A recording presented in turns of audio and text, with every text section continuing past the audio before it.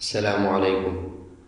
حضرت عائشہ رضی اللہ عنہ سے مروی ہے کہ میں نے نبی کریم صلی اللہ علیہ وسلم سے سنا ہے، جو شخص اللہ تعالیٰ کی خوشنودی ڈھونڈتا ہے لوگوں کو ناراض کرنے کے ذریعے، تو اللہ تعالیٰ اس کے لیے لوگوں کی پریشانیوں سے کافی ہو جاتا ہے، اور جو لوگوں کی خوشنودی چاہتا ہے اللہ تعالیٰ کو ناراض کرنے کے ذریعے، تو اللہ تعالیٰ اس کو لوگوں کے حوالے کر دیتے ہیں۔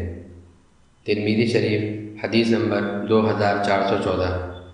اس حدیث سے ہم کو یہ سبق حاصل ہوتا ہے کہ اگر کبھی آپ کے سامنے ایسا معاملہ پیش آ جائے کہ اس کام کو کرنے میں اللہ تعالیٰ کی خوشنودی ہے مگر وہ کام لوگوں کو پسند نہیں آتا، تو ایسی صورت میں اللہ تعالیٰ کی خوشنودی والا پہلو اختیار کیا جائے گا۔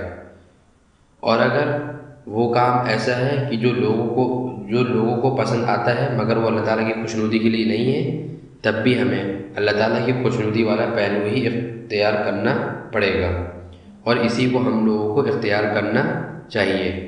لوگ ناراض ہو جائیں، لوگوں کی مخالفت سے ڈرنا نہیں ہے، اللہ تعالیٰ اس کی حفاظت فرمائے گا۔ آخر میں صرف ایک بات یہی کہنی ہے کہ لوگوں کا کام ہے آپ کو اچھے اور برے پہ بولتے رہنا۔ آپ اچھا کریں گے تب بھی لوگ بولیں گے، آپ کچھ نہیں کریں گے تب بھی لوگ بولیں گے، اور جس دن آپ بہت کچھ کر لیں گے، کچھ بن جائیں گے، تب بھی لوگ بولیں گے۔ ہمیں ان سب باتوں پہ غور کرنے کی ضرورت نہیں ہے، ہمیں اللہ اور اس کے رسول کی باتوں پر عمل کرنے کی سخت ضرورت ہے۔ اس طرح کی مزید ویڈیو جاننے کے لیے آپ ہمارے چینل کو سبسکرائب کریں، لائک کریں، شیئر کریں، کمنٹ کریں۔ شکریہ، جزاک اللہ خیر، السلام علیکم۔